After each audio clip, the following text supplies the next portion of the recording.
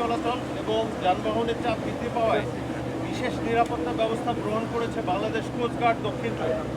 এই উপলক্ষে দক্ষিণ জোনের আওতাধীন ভোলার ইলিশা, খেয়াঘাট, বেদুরিয়া, নাজিরপুর, চৌমোহনী, লক্ষ্মীপুরের মুজি চৌধুরীর হাট, আলেকজান্ডার, বরিশালের ডিসি ঘাট, কুলানিয়া, পুরাতন হিজলা, পটুয়াখালী আলীনগর, পটুয়াখালী কলাপাড়া, বাউশিয়া, নোয়াখালীর তমরুদ্দি, রামনেওয়াজ এবং বরগুনা জেলার কাকচিরা সহ পাথরঘাটার গুরুত্বপূর্ণ লঞ্চ, খেয়া এবং ফেরিঘাট সমূহে সার্বক্ষণিক টহল জোরদার করা হয়েছে এবং এরই সাথে যে কোনো দুর্ঘটনা মোকাবেলায় কোস্টগার্ডের ডুবুরি দল সার্বক্ষণিকভাবে নিরাপত্তায় নিয়োজিত আছে।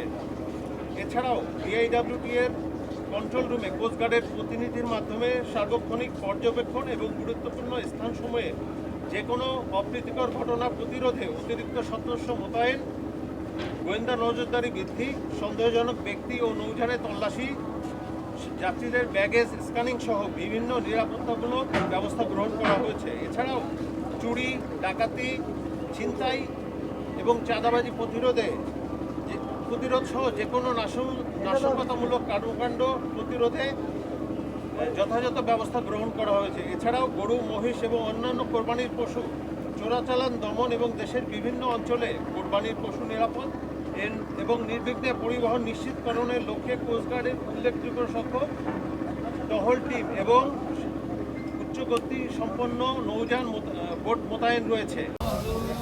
알고 가려는 거.